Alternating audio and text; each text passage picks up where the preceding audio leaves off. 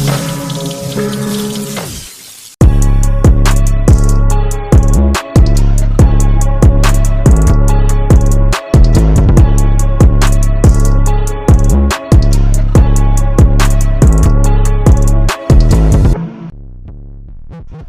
sini saya akan menjelaskan pengertian dari melukis. Melukis menurut KBBI yaitu membuat gambar dengan menggunakan pensil, ballpoint, kuas, dan sebagainya, baik dengan warna maupun tidak. Yang kedua, menurut para ahli. Menurut Margaret, dia mendefinisikan melukis yaitu kegiatan yang kompleks yang melibatkan aktivitas fisik dan mental anak. Yang ketiga, definisi melukis secara umum, yaitu memvisualkan atau menyatakan bentuk bayangan dalam bentuk gambar. Manfaat melukis bagi perkembangan anak. Yang pertama, melukis sebagai media untuk mencurahkan perasaan. Melukis mempunyai tugas yaitu menjadikan warna dan bentuk sebagai ungkapan perasaan. Pada anak-anak yang mempunyai tipe melukis, warna sangat berperan dalam usaha untuk menyatakan isi perasaan. Teori warna menjelaskan bahwa warna mempunyai kesan dan rasa sebagai berikut. Yang pertama, warna panas yang terdiri dari warna orange, warna merah, kuning, dan putih. Warna ini mempengaruhi kesan tenang. Dan yang kedua, ada warna dingin yang terdiri dari warna biru dan hijau. Warna ini mempunyai kesan sejuk. Yang kedua, melukis sebagai alat bercerita. Anak kalau ingin melukis, terlebih dahulu dia bercerita. Walaupun perilaku bercerita anak kadang ditampakkannya dalam kegiatan nyata atau hanya tersimpan di dalam batinnya.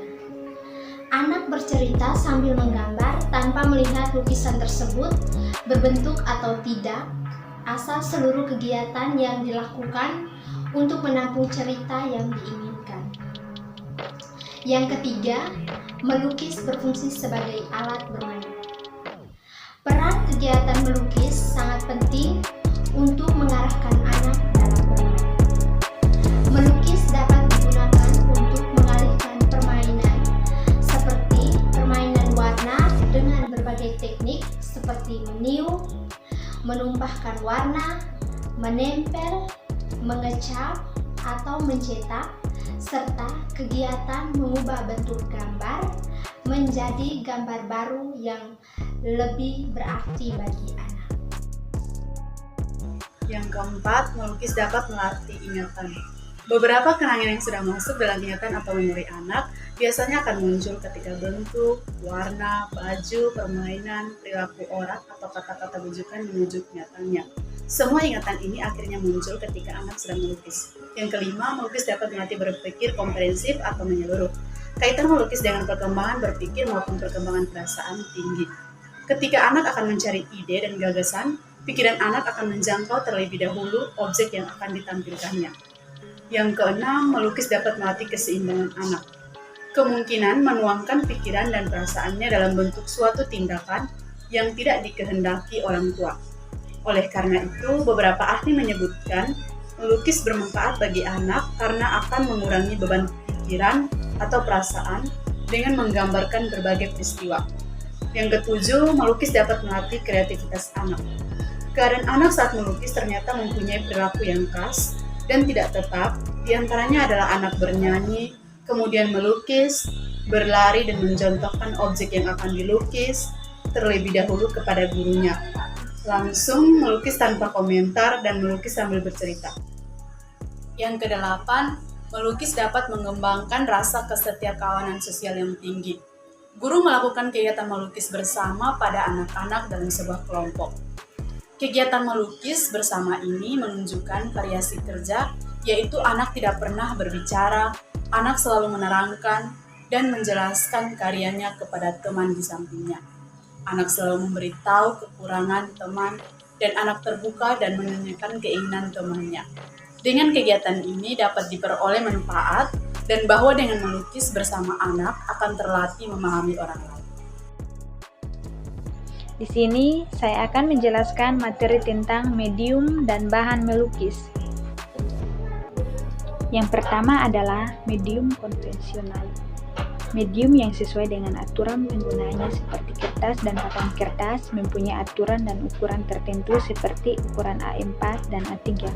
Kuarto yang semakin kecil angka, semakin besar ukuran kertas. Kanva adalah medium untuk melukis cat minyak. Yang kedua, medium inkonvensional.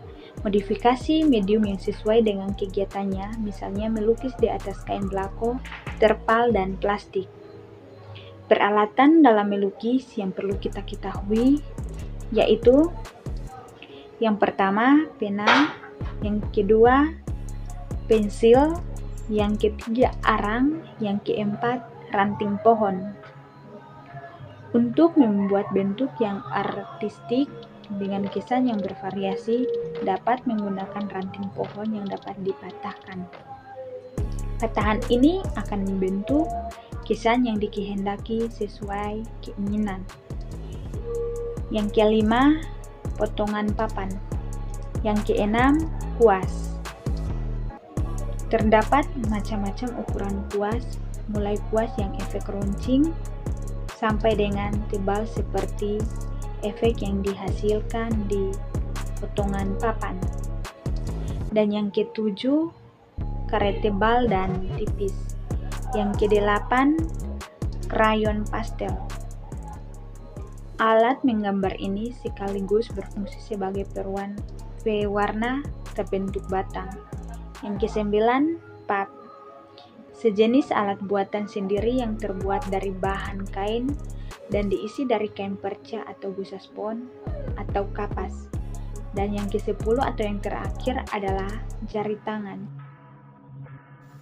Melukis inkonvensional. Yang pertama ada teknik tutup, yaitu teknik campuran antara teknik kering dan teknik basah.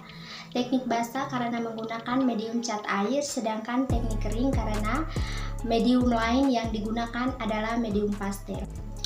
Yang kedua ada teknik campur warna kering dan warna basah. Teknik ini melalui dua proses yang bersifat tidak terduga, karena gambar yang dihasilkan tidak dapat dirancang terlebih dahulu. Yang ketiga, melukis dengan teknik gesek benang. Teknik ini memerlukan persiapan banyak, yaitu mewarnai masing-masing benang dengan warna yang dikehendaki. Yang keempat, melukis dengan teknik ikat celup. Teknik ini menggunakan cara membuat ikatan-ikatan terlebih dahulu dan hasilnya pun tidak dapat diduga seperti apa. Yang kelima, melukis dan menempel. Untuk membuat gambar dengan menempel pada kertas, Anda harus memperhatikan jenis bahan yang akan ditempelkan. Dan yang terakhir, melukis dengan kibasan warna cat air. Hasil kibasan warna cat air tidak dapat diramalkan. Oleh karena itu, dipentingkan dalam penampilannya adalah tata letak dan komposisi warna yang akan dilihat dengan keseimbangan penuh. Baik, saya akan membawakan materi tentang prinsip memotivasi anak usia dini untuk melukis. Ada 3 tahap, yaitu yang pertama, tahap eksplorasi. Dapat mencari ide dengan berbagai cara, misalnya berdasarkan referensi atau buku. Yang kedua, tahap eksperimen. Yang pertama, mencoba alat yang disukai, kemudian mencoba berkarya tanpa merasa takut jika terdapat kesalahan. Yang kedua, mencoba mengubah bentuk dari realistik menjadi abstrak. Yang ketiga, mencoba membuat eksperimen bahan atau medium berkarya. Yang ketiga, tahap kreasi atau mencipta. Selanjutnya, model pemberian motivasi melukis. 1. Melukis cerita. Cerita yang diberikan kepada anak dapat disesuaikan dan dikondisikan kepadanya seiring dengan perkembangan pikiran dan daya emosinya. 2. Melukis dengan berdiskusi terlebih dahulu. Anak harus berdiskusi dengan pendidiknya tentang objek yang akan dilukis. Setelah mengetahui tugas yang diberikan, tugas tersebut dinyatakan kepada anak lain untuk mengetahui kejelasannya. Selanjutnya, anak dapat melanjutkan tugas melukisnya. Yang ketiga, objek dan isi lukisan. Sebelum memulai melukis, pendidik memberikan gambaran yang realistik. Lalu anak diminta untuk mengambil dan memberikan komentar untuk melukis yang diperlihatkan tersebut. Setelah itu, anak baru diminta untuk melukis apa yang dilihatnya. Yang keempat, melukis lagu. Guru mengajarkan anak untuk bernyanyi bintang kecil. Setelah selesai bernyanyi, pendidik dapat meneruskan dengan bercerita tentang angkasa yang berisi planet, serta dapat pula digunakan untuk pesawat terbang. Yang kelima, melukis puisi. Prosedur menulis puisi sama dengan melukis nyanyian. Yang keenam, melukis gerakan dan tarian. Sebelum memulai melukis, ajak anak-anak untuk memperhatikan suatu tarian yang diperagakan di depan kelas.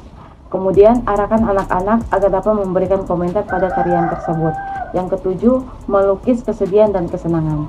Sebelum memulai melukis, ajak anak-anak untuk merenungkan hal-hal yang telah membuat hati mereka sedih atau senang.